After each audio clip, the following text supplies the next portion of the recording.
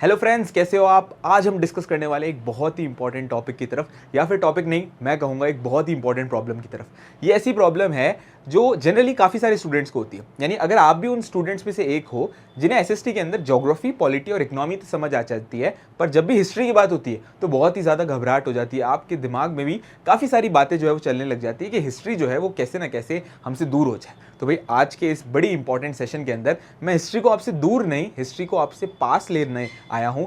किस तरीके से हमें हिस्ट्री को पढ़ना है, क्या अप्रोच हमारी रहनी चाहिए जिससे 100 में से 100 नंबर हमारे आए पूरी की पूरी एसएसटी में।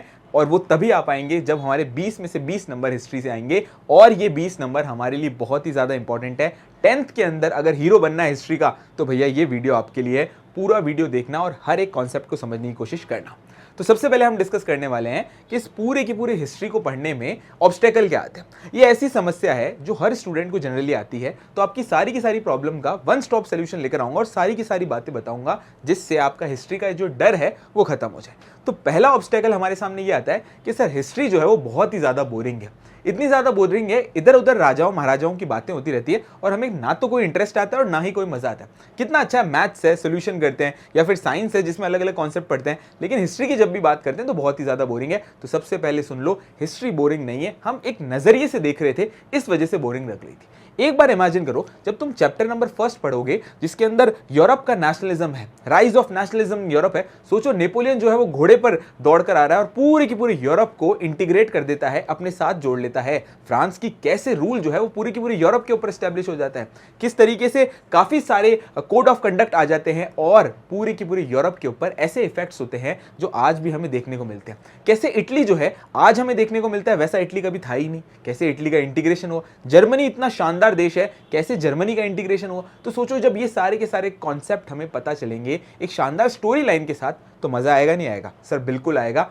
इसी के लिए समझ लो हिस्ट्री बोरिंग नहीं है, बस उसको थोड़ा सा इंटरेस्टिंग बनाने का तरीका है, वो मैं आप लोगों के लिए शानदार शानदार वीडियो लेकर आऊंगा।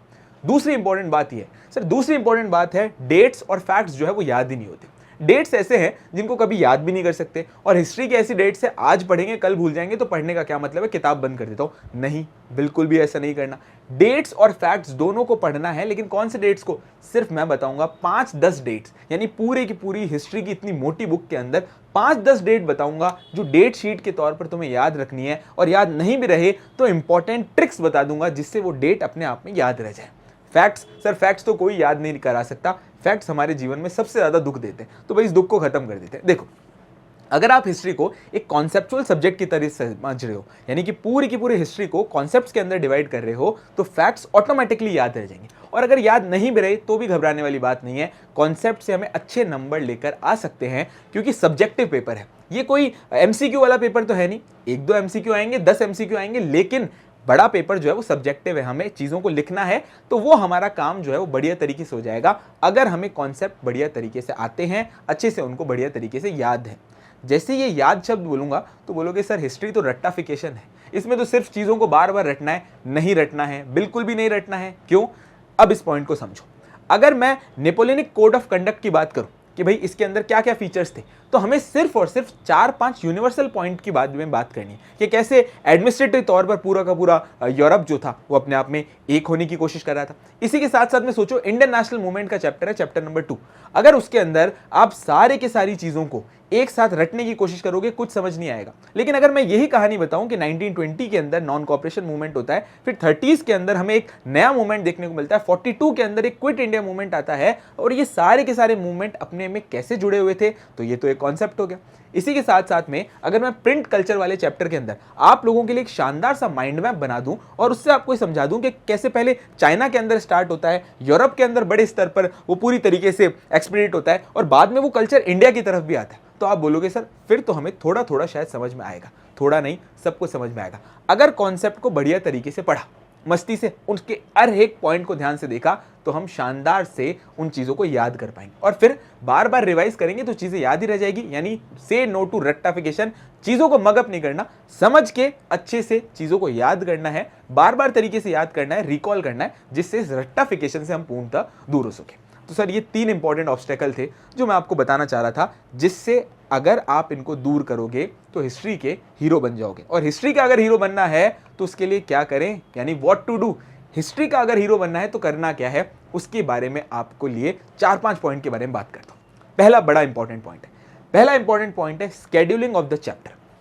अगर आपने हर एक चैप्टर का एक प्रॉपर स्केड्यूल बना लिया, यानी इस चैप्टर को मुझे इतने दिनों के अंदर करना है। आप बोलोगे सर ये दिनों वाली स्ट्रेटेजी थोड़ी होती, बिल्कुल होती है। जैसे एग्जांपल के तौर पे हिस्ट्री के अंदर हमें टोटल 5 चैप्टर्स देखने को मिलते हैं। अगर इन 5 चैप्टर्स को आप डिवाइड कर लो एक एक हफ्ते के अंदर, तो क्या 35 दिन के अंदर हिस्ट्री हो जाएगी?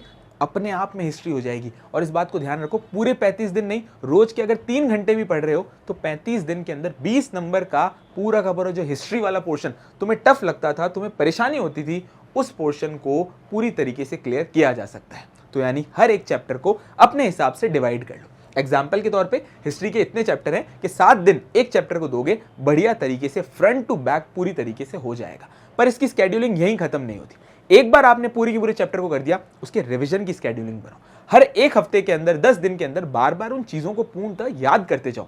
जब तक उन चीजों को याद नहीं करोगे, याद कैसे करना है? कॉन्सेप्ट देखकर। जब तक उन कॉन्सेप्ट को बार बार रिकॉल नहीं करोगे तो फिर हम सारी की सारी चीजें भूल जाएंगे। इसलिए पूरे के पूरे सब्जेक्ट की, हिस्ट्री के एज की स्केड्यूलिंग करना अपने आप में बहुत ही ज्यादा जरूरी होता है, ये बात ध्यान रख लेना। दूसरा इंपॉर्टेंट पॉइंट है वो है reading of NCERT and PYQs. देखो भाई, अपनी भगवद गीता, अपनी कुरान, अपनी बाइबल, अपनी गुरु ग्रंथ साहिब, एनसीईआरटी को समझ लो। क्यों? क्योंकि भाई एनसीईआरटी जो है ना, वो हमारे लिए अपने आप में बहुत ही ज्यादा इंपॉर्टेंट है। एनसीईआरटी से ना तो बाहर कुछ जाता है और ना ही एनसीईआरटी से ज्यादा कुछ कभी आता है। तो इस बात पे बिल्कुल फोकस कर लो कि जो पास बुक हैं और ये एक्स्ट्रा बुक्स हैं, उनको अपने पूरी तरीके से लॉक कर दो। और अच्छी बात है, अगर नहीं खरीदी है तो बिल्कुल भी नहीं खरीदनी है। क्यों? क्योंकि एनसीईआरटी हमारे लिए बड़ी इंपॉर्टेंट है, उन्हीं को ही पूरी तरीके से चीजों को देखना है। एनसीईआरटी के साथ साथ में अगर पीवाईक्यू का तड़का लग गया तो मजा आएगा। इतनी तरीके से चीजें समझ में आएंगी कि हम पूरे के पूरे हिस्ट्री के पोर्शन को बड़ी आसानी से अप्रोच कर पाएंगे। तीसरी इंपॉर्टेंट बात है शॉर्ट नोट्स। देखो, अगर मुझसे कहे कि ये जो हिस्ट्री की बैटल है या हिस्ट्री का ये जो इतना बड़ा युद्ध है, इसको जीतना कैसा है, तो मैं कहूंगा साहब, इसको जीतने का एकमात्र तरीका है, और वो तरीका है क्या? गन्स। आप बोलोगे गन्स, मैं कहूंगा बॉम्ब्स, मैं कहूंगा तलवार, सोर्ड्स। ये सारी की सारी चीजें क्या है? हमारी पूरी की पूरी बैटल को जीतने की जो सोर्ड है, जो पूरी तरीके से गन है, जो बॉम्ब है, वो है हमारे शॉर्ट नोट्स। और इन शॉर्ट नोट को बार बार आपको कैसे बनाना है, उसके लिए अलग से वीडियो बनाऊंगा। पर इतना सा समझ लो कि पूरी की पूरी एनसीईआरटी को हमें पॉइंट्स के अंदर तोड़ना है। हमें सिर्फ इंपॉर्टेंट फैक्ट्स को देखना है, इंपॉर्टेंट कॉन्सेप्ट्स को देखना है, जहां से क्वेश्चन आते हैं। सर ये क्वेश्चन पता कैसे चलेंगे? पीवाईक्यू हम पढ़ चुके हैं। अब समझो इंपॉर्टेंट बात, इन सारे के सारे शॉर्ट नोट्स के साथ अगर हमने छोटे छोटे माइंड मैप्स बना लिए तो कितना मजा आएगा। क्योंकि ये जो शॉर्ट नोट्स हैं वो रिवीजन के अंदर बहुत ही ज्यादा काम करते हैं। जब रिवीजन करेंगे चीजें रिकॉल हो जाएंगी और शॉर्ट नोट्स टाइम अपने आप में बचाएंगे। पहली बार जब तुम उस पूरी की पूरी चैप्टर को पढ़ोगे तो तुम्हें हो सकता है 2-3 दिन लग जाए, 2-2 घंटे, 3-3 घंटे के हिसाब से। लेकिन अगर तुमने उनके छोटे से शॉर्ट नोट बना लिए तो 20-20 मिनट में, 25-25 मिनट में, एक घंटे के अंदर एक चैप्टर को रिवाइज कर पाओगे। सोचो एग्जाम से पहले वाला हफ्ता जब बहुत ज्यादा डर लगता है कि छोड़ो अपने तो जो हो गया ठीक है, उस स्थिति के अंदर, उस सिचुएशन के अंदर हमारे शॉर्ट नोट्स जो हैं वो कितने इंपॉर्टेंट होंगे। अब इसके साथ साथ में हम देखेंगे पॉइंट नंबर 4। और अगर इस पूरी की पूरी वीडियो की जो सबसे बड़ी यूएसपी है, कि सबसे इंपॉर्टेंट कॉन्सेप्ट है, वो ये कॉन्सेप्ट है, वो है क्वेश्चन आंसर अप्रोच। इस बात को थोड़ा और ध्यान से समझने की कोशिश करना। जब भी आप पूरे के पूरे कॉन्सेप्ट को अगर क्वेश्चन आंसर में तोड़ दोगे तो ज्यादा अच्छे से चीजें याद होगी। देखो, इस बात को ध्यान रखो, ये पूरा का पूरा पेपर सब्जेक्टिव है, हमें चीजों को आंसर के तौर पर लिखना होगा। तो क्यों ना जब भी हम किसी चैप्टर को पढ़ें, उस पूरे के पूरे पैराग्राफ से जो हम चीजें देख सकते हैं, या उस पूरे के पूरे पैराग्राफ को जो देखने का नजरिया होना चाहिए, वो क्वेश्चन आंसर अप्रोच का होना चाहिए। यानी इस लाइन से क्या एमसीक्यू बन सकता है, इस लाइन से छोटा क्वेश्चन कैसे बन सकता है, इस लाइन से हमारा बड़ा क्वेश्चन कैसे बन सकता है, इन बातों को हमें पूरी तरीके से ध्यान रखना है। और क्वेश्चन आंसर अप्रोच के इसी माइंडसेट से पूरी की पूरी चैप्टर को पढ़ना है, चीजों को देखना है, बार बार याद करना है। यानी अगर क्वेश्चन आंसर अप्रोच हमने अपना ली तो हमारा पूरा का पूरा जो हिस्ट्री है वो बढ़िया तरीके से कवर हो जाएगा। तो सर अब इस बात को पूरी तरीके से एक प्रोसेस के तौर पर बता दो, तो लो सुनो जल्दी से ये प्रोसेस, और इस प्रोसेस को दिमाग लगा के समझने की कोशिश करना। सबसे पहली स्टेज हमें देखने को मिलेगी चैप्टर पढ़ो मस्ती से। चैप्टर पढ़ो मस्ती से मतलब कि इस पूरे के पूरे चैप्टर को हमें पॉइंट बाय पॉइंट पढ़ना है। हमें इस पूरे के पूरे चैप्टर को मस्ती से पढ़ना है। मस्ती से पढ़ने का मतलब तरीका यह है कि इसकी जब हम पहली रीडिंग कर रहे होंगे तो हमारे पास किताब होगी, एक पेंसिल होगी या फिर हाईलाइटर होगा। उस पूरे के पूरे चैप्टर को बढ़िया तरीके से जितना भी समझ आ रहा है, अपने दिमाग पे ज्यादा जोर मत डालो, सिर्फ एक थॉरो रीडिंग करो और सिर्फ उस चैप्टर की एक थीम समझने की कोशिश करो। क्या समझने की कोशिश करो? थीम समझने की कोशिश करो कि चैप्टर जो है वो क्या कह रहा है, क्या इस पूरा का पूरा चैप्टर की थीम है। जब पहली रीडिंग कर लोगे तो तुम इंपॉर्टेंट चीज़ों को हाईलाइट कर लोगे। दूसरी रीडिंग के अंदर जो चीज़ें तुमने हाईलाइट करी थी उस पूरे के पूरे हाईलाइटेड पार्ट को एक कॉन्सेप्ट के तौर पर समझने की कोशिश करो। क्या करोगे सब? दूसरी रीडिंग के दौरान इस पूरे के पूरे चैप्टर को हम कॉन्सेप्ट के तरीके से समझने की कोशिश करेंगे कि क्या क्या कॉन्सेप्ट हमने अंडरलाइन किए, क्या क्या इंपॉर्टेंट बातें वहां से हमें याद रखनी। तीसरी रीडिंग के दौरान जब हम थर्ड रीडिंग करेंगे तब हम पूरे के पूरे चैप्टर को क्वेश्चन आंसर अप्रोच के अंदर डाल देंगे। यानी इस पूरे पैराग्राफ से क्या मिल सकता है, दूसरे पैराग्राफ से क्या मिल सकता है, ये जो हमारा इंपॉर्टेंट तौर पे सोर्स है इससे क्या क्वेश्चन मिल सकता है, ये साइड के जो इन टेक्स्ट क्वेश्चन है इनके क्या आंसर हो सकते हैं। यानी थर्ड स्टेज के अंदर, फर्स्ट सेकंड और थर्ड स्टेज के अंदर हम आकर पूरे के पूरे चैप्टर को क्वेश्चन आंसर अप्रोच के तौर पर ढंग से कर लेंगे। तो पहली स्टेज में क्या करना है, सब चैप्टर पढ़ना है मस्ती से। दूसरी इंपॉर्टेंट बात, 5 साल के PYQ मैं करवाऊंगा, बिल्कुल परेशान मत होना, विश्वास रखना, सारे के सारे PYQ करेंगे। हर चैप्टर में से क्या क्या इंपॉर्टेंट क्वेश्चन बन सकते हैं उनकी बात करेंगे। अब मेरी बात यहां पर ध्यान से समझना, जब मैं पांचों चैप्टर, ये 5 सालों के PYQ की बात करता हूं तो मैं यहां पर कहने में 100% श्योर हूं कि पूरा का पूरा पेपर जो है वो इन्हीं PYQ से आ जाएगा। यानी 60 to 70% पेपर पूरी तरीके से रिपीट होगा 5 ईयर प्रीवियस ईयर क्वेश्चन के अंदर से। अब इस बात को और ध्यान से समझना, जब इस पूरे के पूरे 5 साल के प्रीवियस ईयर क्वेश्चन को हम ढंग से कर लेंगे तो हम पेपर को प्रिडिक्ट कर पाएंगे 60 to 70% पेपर जो है ना वो यहीं से ही आएगा, इसके बाहर से नहीं आएगा। सर ऐसा पॉसिबल है क्या? बिल्कुल हो सकता है। आज के आज PYQ निकालो और देखो किस तरीके से ट्रेंड हमें देखने को मिलता है। जहां पोर्शन से CBSE बार बार क्वेश्चन पूछता है, आपको देखने को मिलेगा कि 1 साल आया होगा, उसके अगले छोड़ के 1 साल आया होगा, यानी 5 साल में 3-4 बार वो क्वेश्चन आ जाएगा। अब सोचो, जब 60 to 70% पेपर प्रिडिक्ट हो रहा है तो क्या हम कम नंबर लेकर आएंगे? भाई बिल्कुल भी नहीं लेकर आएंगे। 20 में से 20 और जो पूरे की पूरे SST में 100 में से 100 लाने का जो सपना देखा है वो 100% पूरा होगा ही होगा। तीसरी स्टेज हमें देखने को मिल रही है वो है 7 टाइम रिविजन स्ट्रेटेजी। सर 7 बार कोई रिवीजन कर सकता है क्या? अगर हम एक दिन भी दे देना तब भी 7 बार रिवीजन नहीं कर सकते। तो मैं कह रहा हूं सब कसम है तुम्हें। सर कसम तो मत दिलाओ, बिल्कुल कसम दिलाऊंगा। कैसे? देखो 7 टाइम रिवीजन स्ट्रेटेजी अपने आप में एक साइकोलॉजिकली प्रूवन मेथड है जिसके अंदर कहा गया है कि अगर आप किसी भी चीज को 7 बार पढ़ लोगे, अच्छे से समझ के पढ़ लोगे, तो आप उस पूरे के पूरे कॉन्सेप्ट को, चीजों को याद कर पाओगे। अब यहां पर ध्यान से देखो, ये फर्स्ट, सेकंड और थर्ड रीडिंग के अंदर हम 3 बार इस चैप्टर को पढ़ चुके हैं। अब बचता है 4 बार और कैसे पढ़ना। तो ध्यान रखो, जब आपके स्कूल के अंदर टेस्ट होते हैं या एग्जाम होते हैं या प्री बोर्ड्स होंगे, उस टाइम एक बार आपको बढ़िया तरीके से पढ़ना है, 4 बार पढ़ चुके हो। 5वीं बार जब इस पूरे के पूरे एग्जाम के अंदर आपके 1-1.5-2 महीने रह जाएं तो आपके पास अपने शॉर्ट नोट्स बने हुए, तो उन शॉर्ट नोट्स को बढ़िया तरीके से समझने की कोशिश करो और उनके साथ जो ये एक्स्ट्रा PYQ आपने किए हैं उनको ऐड करते हुए चलो। तो आपके दिमाग में कॉन्सेप्ट बढ़ जाएगा कि हम 5 बार इन चीज़ों को पढ़ चुके हैं। एग्जाम से जस्ट पहले, या मैं कहूँगा कि जब आपकी डेट शीट नहीं आई है उससे पहले 6ठी बार एक बार पूरे के पूरे चैप्टर को या पूरे के पूरे पार्ट्स को, जितने भी पार्ट्स पे आपने डिवाइड किया है, उसको बढ़िया तरीके से पढ़ने। और एग्जाम से जस्ट पहले हमारे शॉर्ट नोट्स ऐसी सिचुएशन में आ जाएंगे जिसको हम 1 घंटे के अंदर 1 चैप्टर, या हो सकता है 1 घंटे के अंदर 2 चैप्टर जो है वो बढ़िया तरीके से रिवाइज करें।